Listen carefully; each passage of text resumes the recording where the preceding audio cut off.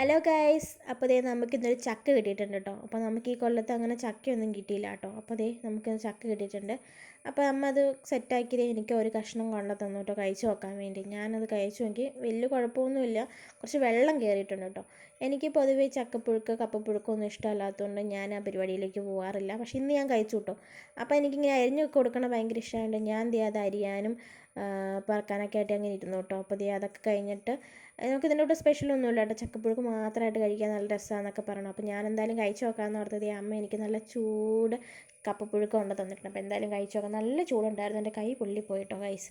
അപ്പോൾ അത് കഴിക്കാൻ വേണ്ടി ഇരിക്കുക കേട്ടോ. നല്ലതായിട്ട് വെന്തിട്ടുണ്ട്. കാരണം നമുക്ക് അത് കാണുമ്പോൾ തന്നെ അറിയാം നല്ല രസത്തിൽ വെന്തിട്ടുണ്ട് കേട്ടോ. അപ്പോൾ നീ നമുക്ക് കഴിച്ച് നോക്കട്ടോ, നല്ല ചൂടുണ്ട്. അപ്പോൾ ഞാനത് ഊതി കഴിച്ച് നോക്കി കേട്ടോ. നല്ല അടിപൊളി മഴയത്തൊക്കെ നമുക്കൊരു കട്ടൻ ചായ കൂടെ ഉണ്ടായാൽ കുഴപ്പമില്ല. കട്ടൻ ചായ ഞാൻ ഒന്ന് കുടിച്ചതായത് ഞാൻ കുടിച്ചില്ല.